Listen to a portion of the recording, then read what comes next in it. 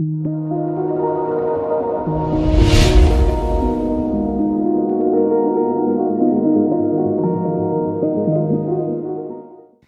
Señor hoy nos lleva a reflexionar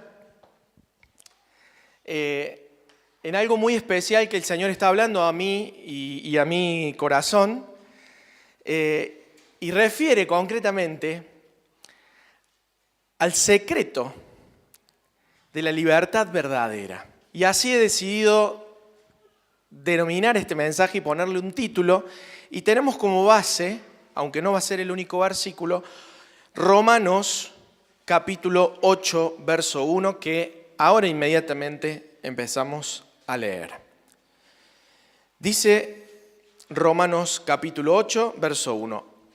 Ahora pues, ninguna condenación hay para los que están en Cristo Jesús, los que no andan conforme a la carne, sino conforme al Espíritu.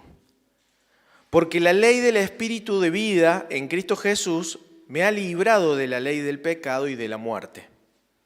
Porque lo que era imposible para la ley, por cuanto era débil por la carne, Dios, enviando a su Hijo en semejanza de carne de pecado y a causa del pecado, condenó al pecado en la carne. ¿Para qué? La justicia de la ley se cumpliese en nosotros, que no andamos conforme a la carne, sino conforme al Espíritu. Porque los que son de la carne piensan en las cosas de la carne, pero los que son del Espíritu, en las cosas del Espíritu. Verso 6, porque el ocuparse de la carne es muerte, pero el ocuparse del Espíritu es vida y paz.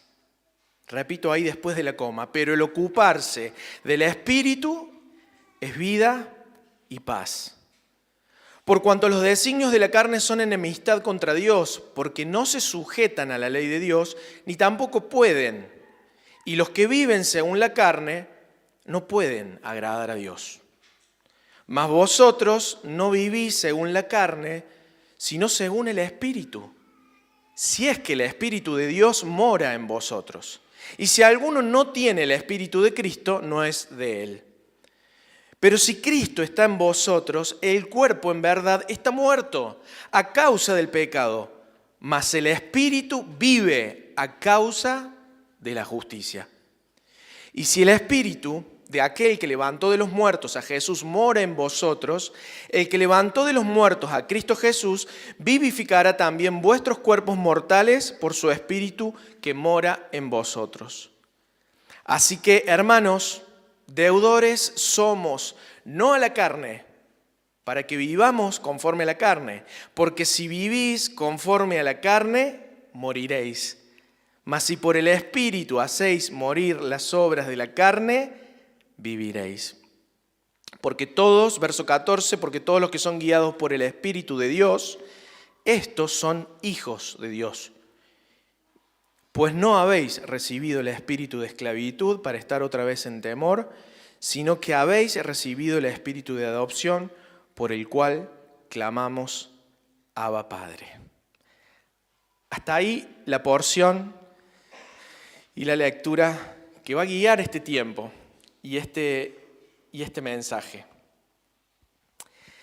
Siempre que hablamos del Evangelio, según la cantidad de años que vos tengas en la fe,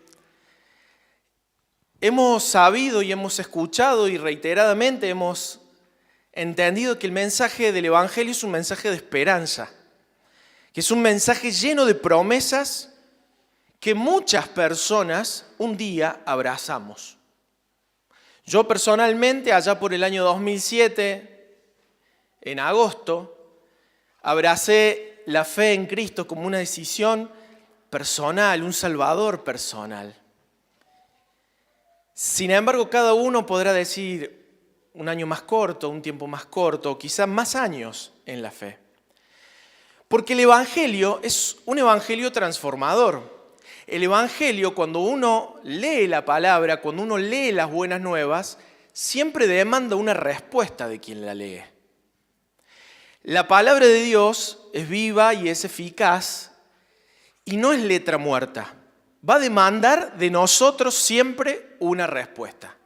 Por eso hay mucha responsabilidad para quienes conocen el Evangelio. Porque conocer la palabra nos implica a nosotros dar una respuesta. Dios, en su palabra, demanda una respuesta del hombre. Sin embargo, hay muchas personas que viven apáticamente, indiferente, dándole la espalda a Dios. Y aún hijos que quizá están apartados del camino del Señor.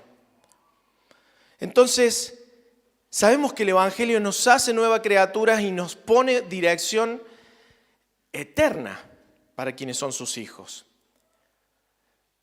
Pero también es cierto que a lo largo de todos estos años, muchos creyentes en muchas ocasiones dejan el camino.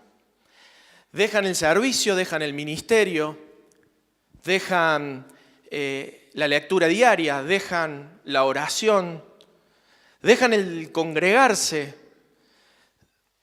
Y eso obviamente trae consecuencias. Y de esa manera se vuelven a viejas costumbres. Y ninguno de nosotros estamos exentos a que eso suceda. A veces sucede que, para tristeza de los que vimos la regeneración de una persona que creyó en el Señor, que se arrepintió de sus pecados, nos da tristeza verlo volver a su vida antigua, entristeciendo así al Espíritu Santo. Quizá sin llegar a ese punto observamos que viene una especie de, a veces, amesetamiento, si vale el término, en la vida cristiana. Y ahí ya no hablo del que se fue, del que no está aquí sentado entre nosotros, sino hablo de los que estamos hoy reunidos en este lugar. A veces podemos llegar a un estancamiento en el crecimiento y en el desarrollo integral de ese hijo o esa hija de Dios. Quienes tienen más años pueden decir, yo he tenido épocas de euforia en el Señor y otras épocas en las que he estado estancado espiritualmente. Entonces llegamos a ver que la libertad que cantábamos recién, esa libertad prometida en el Evangelio, parece volverse una ilusión, porque volvemos a viejos hábitos, volvemos a un estancamiento, volvemos a una falta de renovación, y mucho peor aquellos que no están directamente en los caminos del Señor. Parece volverse una ilusión esto de vivir la libertad verdadera que el Evangelio nos dio. Decís, pero si el Evangelio es libertad, ¿qué pasó con todo eso que creíste? Con todo eso que un día decidiste tomar de la mano de Jesús y caminar. Así volvemos a los viejos rudimentos, a los antiguos hábitos que nos esclavizan o que nos esclavizaban y no nos dejan ser lo que Dios quiere que seamos. Por eso, en esta noche, yo quiero que veamos 3 elementos para poder llevar adelante la libertad verdadera que un día abrazamos.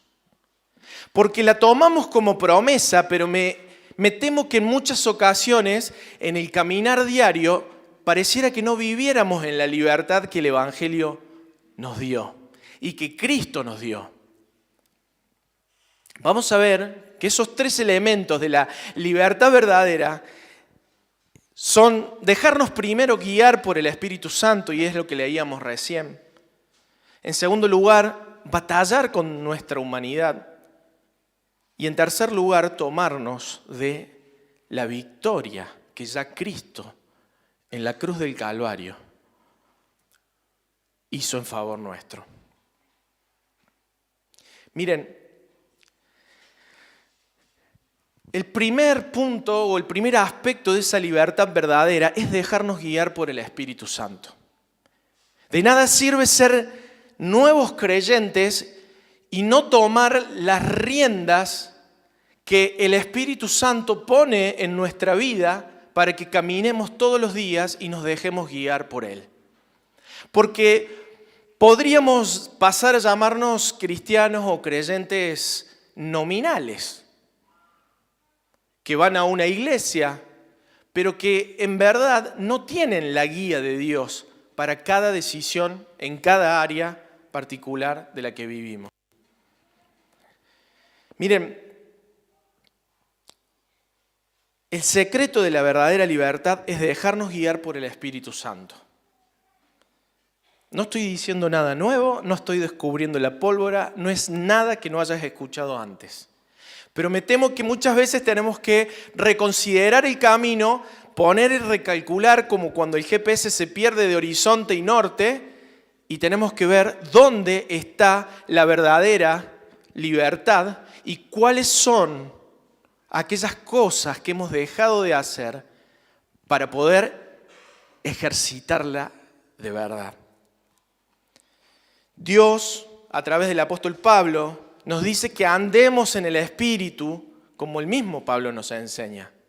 Podemos ser declarados libres y aún así seguir eligiendo la esclavitud. ¿Es una contradicción? Sí, claro que lo es. Pero ¿cuántos de nosotros podríamos contar experiencias personales de cómo hemos vuelto a elegir la esclavitud de un viejo hábito, de un pecado, de nuestro carácter, de nuestras pasiones, de algo que realmente nos mueve nuestra humanidad? Sin embargo, podemos tener una sentencia absolutoria como es la que Cristo ha hecho en favor nuestro y reincidir en el pecado. Yo soy un reincidente pecador y vos también sos un reincidente pecador. Sin embargo, este es un mensaje de aliento, es un mensaje de ánimo, porque tenemos que entender de que hay posibilidad y es posible vivir la libertad verdadera que un día Cristo puso a través del Espíritu Santo como sello en nuestro corazón. La respuesta a la verdadera libertad es entonces, en primer lugar, andar en el Espíritu, dejarnos guiar por el Espíritu Santo. Primero entonces debemos saber que el punto de inicio, ya lo estoy diciendo, es una conversión genuina. No hay posibilidad de caminar o andar en los rieles del Espíritu Santo si un día no hemos abrazado la fe en Jesucristo, nos hemos arrepentido y hemos hecho un giro de 180 grados en nuestra vida. No hay posibilidad alguna si no hay una regeneración inicial poder subirnos al riel, al camino que el Espíritu Santo nos indica. Miren, andar en el Espíritu Santo comienza con haber recibido a Cristo. Él no puede tener lugar en la vida diaria si no ha habido primero arrepentimiento y fe. Por eso la pregunta que yo te hago en esta noche es, ¿tenés a Cristo en tu vida? ¿Has vuelto, teniendo a Cristo, has vuelto a viejos rudimentos, a viejos hábitos, a viejas costumbres, a reincidir en cosas que ya habíamos consagrado, levantado las manos, tirado la ramita en el fuego y hemos vuelto a deshonrar el nombre de Dios? ¿Tenés el sello del Espíritu Santo como garantía en tu vida? Es que vivir en el Espíritu es tener una nueva perspectiva de la vida. Vivir en el Espíritu es ver todas las cosas desde los ojos y la perspectiva que Dios la ve. Algo imposible que no se puede dar sin arrepentimiento y sin fe en Cristo. El Espíritu es como que abre nuestros ojos, y lo dice Corintios, abre nuestros ojos a un mundo espiritual antes invisible. Allí es cuando empezamos de verdad a caminar en esa libertad. Nuestro andar diario empieza a tener esa perspectiva que Dios muestra en su palabra. Nuestros pensamientos deberían tener la perspectiva de Dios. Nuestras opiniones en el grupo de amigos, en el grupo de la familia, con nuestra esposa, con nuestro esposo. Nuestras reacciones de esas cosas que no nos gustan deberían tener la perspectiva que Dios pone a través de su Espíritu Santo en nosotros. Las decisiones económicas deberían tener la perspectiva que Dios tiene sobre la plata, sobre tu presupuesto, sobre tus ganancias, sobre tus negocios. De eso se trata, tener la guía del Espíritu Santo activa y no suspendida, no en pausa. Quizá decisiones ministeriales, decisiones profesionales, decisiones éticas, lo que hacemos a diario en nuestra tarea. Debería eso estar impregnado de la perspectiva divina. Por eso guiarnos por el Espíritu Santo es ver con los ojos de Dios. ¿Querés que todo lo que vivas sea filtrado por lo que Dios piensa? Yo quiero eso para mi vida, me cuesta un montón. Pero quiero que todo lo que me pasa, valga la redundancia, pase por el tamiz de la perspectiva de Dios. Entonces, la libertad verdadera que un día abrazamos por la obra de Cristo se vuelve una realidad porque ya no estás siendo guiado por tus pasiones, por tus gustos, por tus fanatismos, por tus debilidades, sino por la perspectiva que el Espíritu Santo pone en vos. Y es personal. Por supuesto. John Stott dice que andar en el Espíritu es vivir bajo la influencia continua del Espíritu Santo. Y lo cité porque me gusta la palabra influencia. Hoy en una conversación me quedó esa palabra de cómo las influencias, por ejemplo, de las amistades pueden llevarnos a cosas buenas como pueden llevarnos a cosas malas. Si somos influenciados por el Espíritu Santo, toda nuestra perspectiva de lo que hacemos a diario va a tener un doble filtro y no vamos a actuar así impulsivamente. Por supuesto, dice también, en contraste con vivir dominado por la carne. Entonces, en primer lugar, para ser realmente libre y verdaderamente libre y poder disfrutar de esa libertad, lo vemos a través de la guía del Espíritu Santo. Dice Gálatas, lo vamos a leer después. Segundo punto. Otra forma y otro aspecto de que podamos ejercitar a diario la libertad que Cristo nos ha dado es batallar contra nuestra humanidad. Parece, cuando leemos la palabra carne en la epístola, a mí por lo menos, quizá a usted no, me suena una palabra como muy antigua, muy religiosa. No sé a los chicos, los más jóvenes, si les pasa lo mismo que a mí, que soy tan joven como ellos. Pareciera que es una palabra de la Reina Valera. Por eso le puse esta palabra. El aspecto necesario para poder ejercitar la libertad que Cristo nos dio y poder vivirla de veras es batallar contra nuestra humanidad. Y vos conocés dónde está tu humanidad, vos conocés tus puntos débiles, vos sabés cuáles son las cosas que te debilitan de verdad y se te hace agua a la boca. Y que probablemente el Señor un día te dijo, pone pausa en eso. Eso no te conviene. Eso me deshonra. Eso no te hace bien. No es lo que quiero para vos. Entonces ahí empieza, como dice Romanos 8:6, porque el ocuparse de la carne es muerte, pero el ocuparse del Espíritu es vida y es paz. Tengo una buena. Venir hoy a la reunión, querer escuchar la palabra, querer venir a cantar, querer venir a compartir los símbolos, es querer ocuparse del Espíritu. Así que te felicito. Porque el ocuparse del Espíritu es vida y paz, dice Romanos. Andar en el Espíritu implica esfuerzo y decisión diaria. Cuando fui a la definición de ocuparse, yo creí que me iba a hablar de dedicar tiempo, de preocuparse. Sin embargo, es tan común, una palabra tan a diario que utilizamos, la definición más correcta de ocuparse implica apropiarse.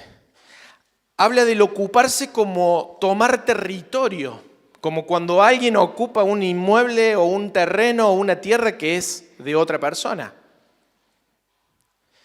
Ocuparse del Espíritu es vida y paz, pero implica esfuerzo e implica una decisión diaria. No hay recetas mágicas, no están tocados con la mano de Dios algunos siervos para realmente vivir en el Espíritu. Es un llamado que Dios hace a todos sus hijos y a todas sus hijas. Entonces, hacer morir la carne, hacer morir nuestra humanidad y sus pasiones es parte de experimentar la libertad verdadera. Nunca tenemos que olvidar que la carne sigue viva. Mientras tengas aliento de vida, tus pasiones, tus gustos, tus deleites van a estar ahí. Pero el Espíritu nos capacita para vencerlo, para vencerla. El apóstol Pablo refiere a las consecuencias absolutas como resultado de la batalla que se produce entre la carne y el Espíritu. Dice el autor, dice, porque por cuanto los designios de la carne son enemistad contra Dios, verso 7, porque no se sujetan a la ley de Dios, ni tampoco pueden. Y los que viven según la carne no pueden agradar a Dios. Es absoluto, un principio absoluto. Cuando en filosofía estudias un principio absoluto, hace referencia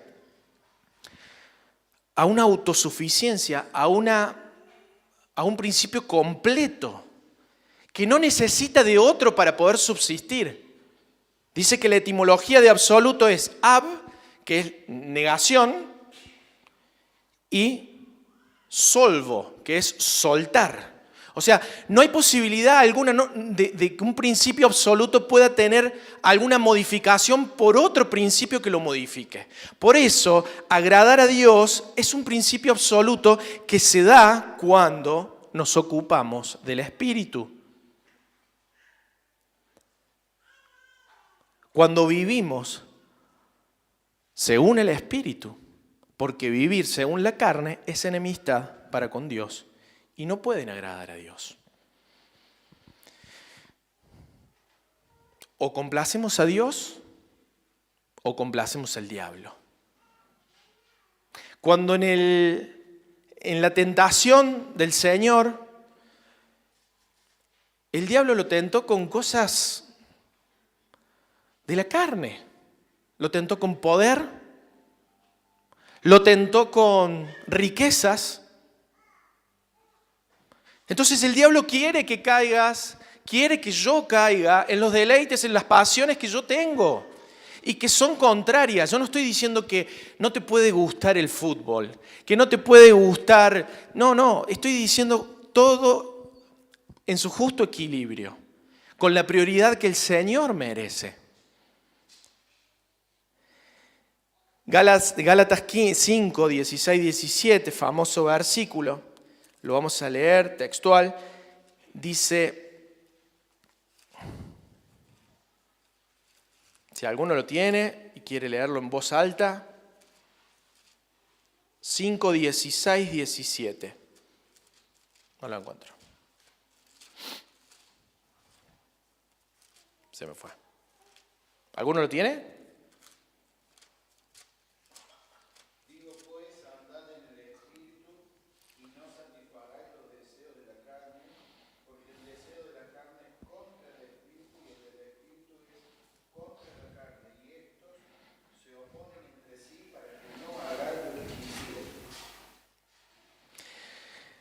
Andar en el Espíritu y no satisfagan los deseos de la carne son dos oponentes. Son dos luchadores que están en el ring hasta el último suspiro de tus días. Aquí tenemos un llamado que responder. Tenemos que tomar una decisión que no es opcional. Es una lucha espiritual diaria que todo creyente enfrenta y debemos ser conscientes de esa batalla. Sé consciente que cada mañana que te levantas hay una batalla que librar en ese día. Me gusta lo que dice John Piper. Dice, andar en el Espíritu es saborear más las promesas de Dios que los placeres del pecado. Por eso este autor habla mucho de la satisfacción que tenemos nosotros como individuos en Dios. Cuando estamos satisfechos en Él, todo lo demás es una consecuencia que nos lleva a agradar a Dios. Si no, todo vuelve a ser una obligación, una religiosidad, un cumplir. Y Dios no quiere eso. Dios quiere que estemos completos y satisfechos en Él para que sea una realidad esto de andar en el Espíritu todos los días. Traje aquí un pequeño ejemplo. Perdón la improlijidad, pero para darle un toque especial, me ayudó el Luis. Esto lo ha visto seguramente muchas veces. Ese vaso, esa taza de color marrón, es nuestra vida, son nuestras pasiones, es lo que nos gusta, es el pecado. Y la jarra es la palabra de Dios, el agua es la oración. Esa agua es el congregarse, el agua es el pedir consejo pastoral, el agua es tener la mañana a solas con el Señor. Esta agua es batallar con nuestra humanidad y dejar de hacer aquello que nos hace daño y que deshonra a Dios. Y ese vaso dejó de ser marrón para ser limpio y ser puro, por lo que solamente el Señor puede hacerlo a través de su Espíritu. Entonces, no solamente es el secreto de la libertad verdadera ser guiados por el Espíritu Santo, no solamente es batallar con nuestra humanidad, sino que es también tomarnos de la victoria. Y esto puede parecer medio abstracto, pero es posible vivir y andar en el Espíritu. Es posible, claro que es posible. Romanos 8, 10, 11 dice, pero si Cristo está en ustedes, el cuerpo en verdad está muerto a causa del pecado, mas el Espíritu vive a causa de la justicia. Y si el Espíritu de aquel que levantó de los muertos a Jesús mora en ustedes, el que levantó de los muertos a Cristo Jesús también vivificará sus cuerpos mortales por su Espíritu que mora en ustedes. Es tremendo. Es tremendo. Esta porción enseña que el Espíritu Santo vive en nosotros por la justicia que Jesús hizo en la cruz del Calvario. Entonces el poder del Espíritu Santo es el resultado de la victoria que recién leíamos, que recién cantábamos y que recién recordábamos. Tomarnos de la victoria, como dice ahí la porción, el verso 11 es puntualmente, el Espíritu de Dios, quien levantó a Jesús de los muertos, es el que vive en ustedes. No es cualquier espíritu, no es un poder motivacional, no se trata de una autoayuda ni un autoconvencimiento. Es el mismo poder que levantó a Jesús al tercer día de la tumba. Por eso, no vencemos en nuestras propias fuerzas. Ahí está el mayor misterio de salvación, de la salvación misma. Cómo yo, siendo débil, imperfecto, sucio, pecador, puedo ser fuerte solamente en el poder de su fuerza, en lo que Él suple en favor nuestro. Miren, el poder del Espíritu es el que hace morir nuestras pasiones. Entonces no creas que no podés vencer eso que hace tiempo venís luchando. No creas de que es imposible. No digas, bueno, mi carácter es así. No digas, yo crecí con un padre ausente o una madre ausente, por eso yo repito y replico. No, porque el Señor te ha hecho de nuevo y el poder del Espíritu Santo es el que obra y es el mismo que levantó de los muertos, el mismo poder que obra en vos. Si eso no lo tomás por la fe, no lo podés tomar por ningún otro medio. ¿Podés vencer la inmoralidad sexual? Claro que sí. ¿Podés vencer la idolatría? Y no me refiero solamente a una estampa, a una estatua. Me estoy refiriendo a la idolatría que podemos abrazar invisiblemente en nuestro corazón. El tener más, el aparentar más, la posición que quiero tener en mi trabajo, en la iglesia o en mi familia. Es posible vencer los celos, es posible vencer la envidia. Hay un llamado que responder. Tomarnos de la victoria es recordar de que ese poder que obra en nosotros es el resultado de la obra preciosa, grande, inconmensurable de Cristo en la cruz del Calvario. Dice Romanos 8:15. Pues no habéis recibido el espíritu de esclavitud para estar otra vez en temor, sino que han recibido el espíritu de adopción por el cual clamamos, Abba, Padre. Hemos sido adoptados como hijos. Ya no somos esclavos. No vuelvas a la esclavitud. Es posible vivir bajo su guía. Es posible dar su fruto como hemos visto todos estos domingos. Es posible tomarnos, asirnos del fundamento de la victoria, que es la obra de Cristo, y así hacernos permanecer en la verdadera libertad. Y ahora quiero hacer una pregunta. ¿Cómo luce un creyente que vive en libertad? ¿Cómo se ve un creyente? Es una pregunta retórica, no me la conteste. ¿Cómo se ve? ¿Cómo se observa? ¿Qué se percibe? ¿Cómo huele un creyente que vive guiado por el Espíritu Santo? Sin duda se observa el brillo. Esa guía del Espíritu Santo es lo que realmente distingue a esa persona. Miguel Núñez, en una prédica sobre este tema, él dice, la carne también puede ser religiosa. Me llamó la atención. Dice, la carne puede intentar hablar como Jesús, la carne puede intentar parecerse a Jesús, la carne puede parecerse, o nuestra humanidad puede hacer parecerse como hijos de Dios que venimos, nos congregamos y cumplimos. Sin embargo, solo el Espíritu Santo hace que alguien se vea realmente espiritual y refleje el rostro de Cristo. Es eso que no se puede explicar, pero uno lo observa, lo percibe, cuando una persona realmente es guiada por el Espíritu Santo. Y seguro vienen nombres a tu mente de hombres de Dios, mujeres de Dios, que huelen el aroma a Cristo. Los frutos del Espíritu son una evidencia, sin duda. Es una evidencia observable. El fruto del Espíritu no es el privilegio de los líderes, ni de los siervos, ni de los grandes hombres de Dios, ni de los escritores de los libros, sino por el contrario.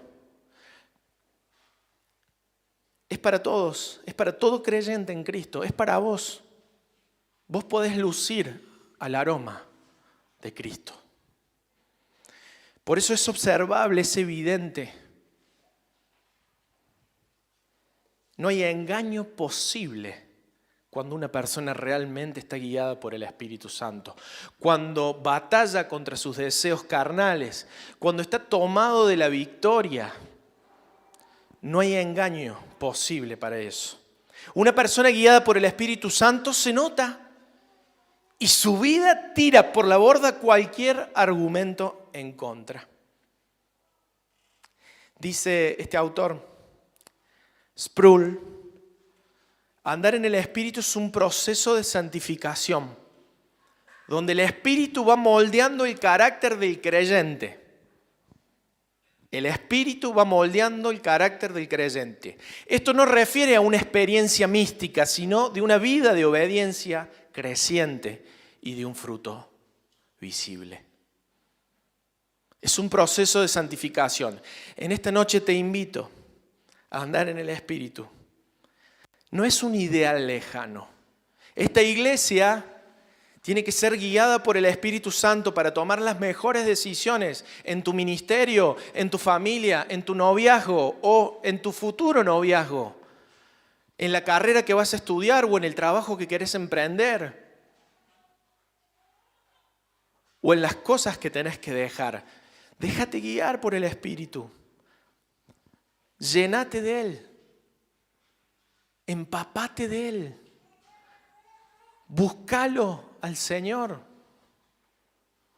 Andar en el Espíritu es el secreto de la libertad verdadera. Es el modo en que disfrutamos esa libertad que Dios nos dio a través de su Hijo. Vivir en la libertad que Dios nos dio es también una responsabilidad. No viene por ósmosis, no viene sola por el solo hecho de creer en Cristo.